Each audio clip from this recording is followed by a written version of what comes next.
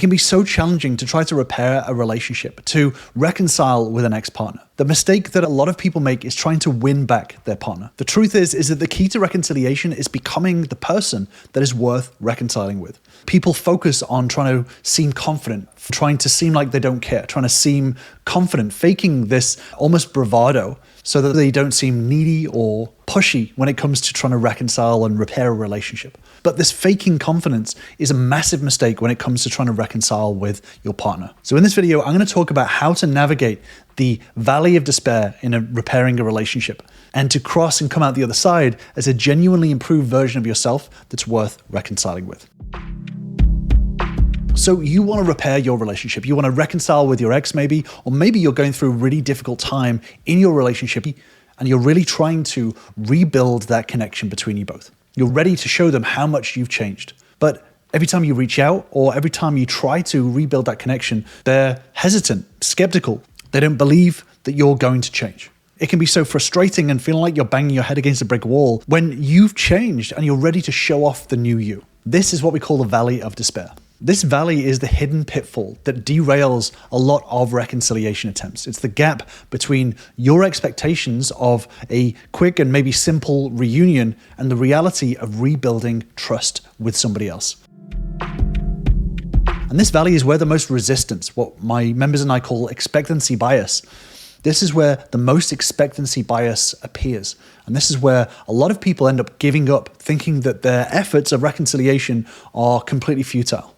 So you've made changes, you've improved your communication skills, you've addressed a lot of personal issues, a lot of emotional struggles that you've been going through, and you're excited to showcase this new version of yourself. But your partner or your ex-partner doesn't see these changes. They are skeptical, they're worried, they don't believe that you are ready to change or that you have changed. In their mind, they're still carrying the past version of you, all of these past hurts that they've been through with your relationship.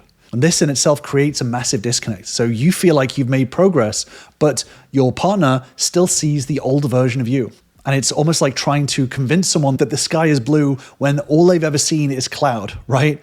And this leads to a lot of frustration and oftentimes premature surrender, like walking away from a relationship that is still able to be repaired. So it's really crucial to know that this valley of despair is normal, but it's necessary as well. And this is where the real work of reconciliation happens. This is where you're able to prove that your changes are genuine and lasting and not just some temporary fix. In order to navigate this valley successfully, it requires a lot of understanding that reconciliation, repairing a relationship, rebuilding and regrowing a relationship is not a sprint. It is a marathon. And marathons demand patience, consistency, and a willingness to prove yourself over time. So this is about showing up day after day and demonstrating your growth through actions, not just words. So the valley of despair is where you build a new foundation for your relationship. So this is not the old relationship that you are rebuilding. This is a new relationship, version 2.0 of the relationship. And this is where trust is rebuilt brick by brick. So this is going to be challenging, but it's also where real lasting change occurs. So how do you get through this valley? Well, it all starts with understanding that quick fixes aren't going to cut it. And this brings me to my next point, which is the dangerous temptation of faking confidence in rebuilding your relationship.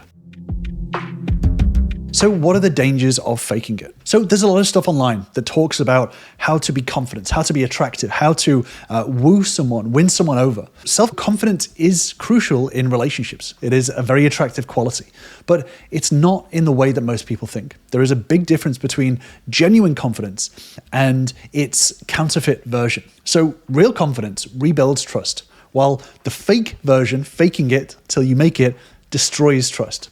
So one version rebuilds trust, while the other version completely destroys it. This fake it till you make it approach seems kind of tempting. You know, there's a lot of stuff online, these charisma channels or alpha male whatever channels that give you these tricks to appear like you're really confident, like you know exactly what you're doing, and you have all of these snappy one-liners that fake confidence. It feels like a good idea because it's kind of like, I'll just fill in this gap with fake confidence whilst I rebuild my real confidence, right? And it seems quite tempting. It seems kind of promising to have a bit of a band-aid fix to project change without any of the real hard work.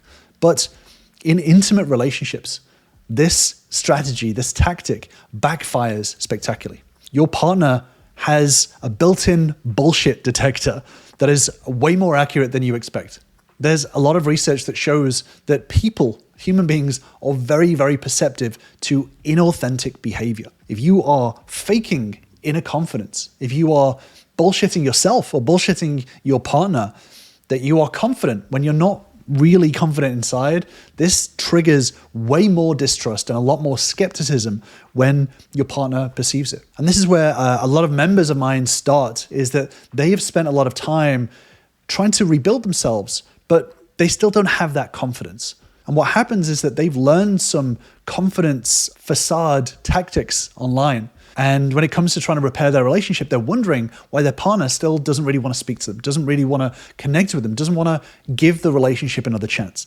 And they're stuck in this cycle of wondering, why is this happening? Why does my partner not want to rebuild? When you're approaching your partner from an inauthentic place, pretending that you're interested in them or pretending that you are confident in your changes and you're ready to rebuild this relationship, when deep inside you're not, it triggers suspicion in your partner. And when your partner calls you out and says, hey, this seems like bullshit, because it's not part of your core, you're not actually genuinely feeling what you're saying you're believing, you crumble. When you're not confident, you're pretending to be confident, and then you get called out, you crumble internally. And what happens is that this shows to your partner that these changes that you're making are not authentic, and they're actually very, very temporary. And this increases suspicion and actually creates a bigger divide and less connection between you both.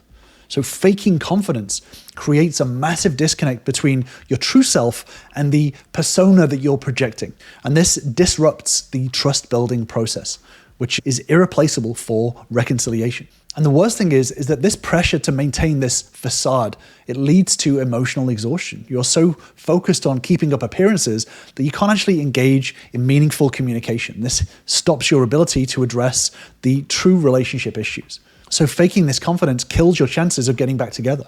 Your ex ends up feeling manipulated, deceived, and ultimately more distant than ever. You can't fake genuine self-improvement. In 99% of cases that don't reconcile, it's because you haven't undergone the necessary internal shifts that lead to authentic change. So it's crucial that you don't fake this confidence. You don't fake your internal changes. You actually have to genuinely work on this in order to start rebuilding this connection. So how do we rebuild this connection? Through genuine change. How do we build this confidence? How do we build ourselves back in a genuine way rather than having to fake it all the time?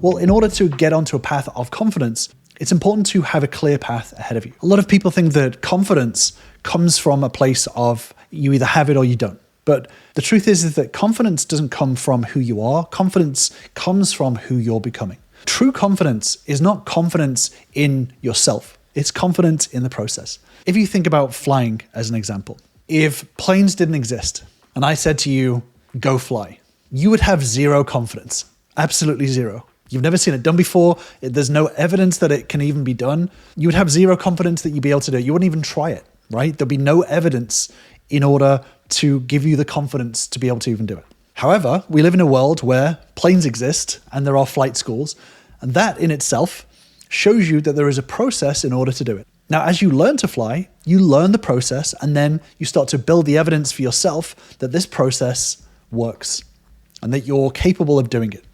So confidence doesn't just come in doing something. Confidence comes from knowing the process inside and out, and that over time, building up evidence that this process works. So you can't just gain confidence.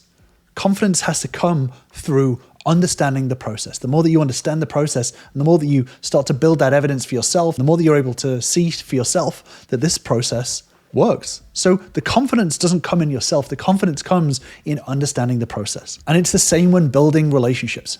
Confidence in relationships doesn't come just randomly, automatically. Confidence comes from understanding the process of building relationships and then building that evidence for yourself. But the problem comes is that if you've spent time in terrible relationships, it's going to be very difficult to pull you from a place of thinking that relationships are able to work because you've not seen that evidence, you've not seen the process in order to do it.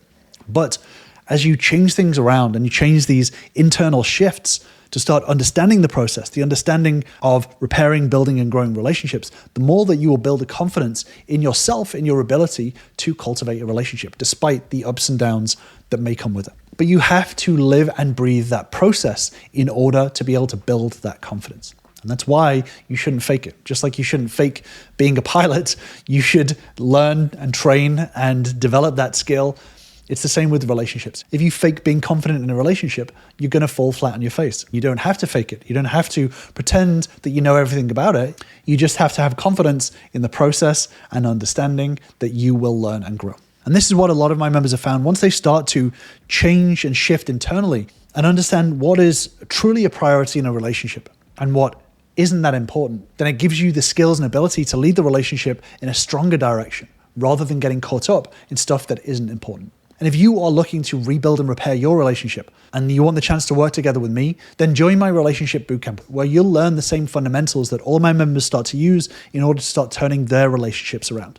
It's free, so I'll link to it in the description down below and grab your spot there. So in order to repair a relationship, faking confidence is going to be quite disingenuous, but learning how to build true confidence and show it through your actions is going to maximize your chances of reconciling with your partner and building a healthy relationship forward, not some temporary reconciliation that's going to last for a week or 2 weeks before things fall apart again. And this is all part of learning the stages of reconciliation. I've actually done a deeper dive video on these stages. And if you do want to learn these stages and how to navigate these unique challenges along the way, then definitely take a look at that video. So I'll leave you with that video and I will see you over there.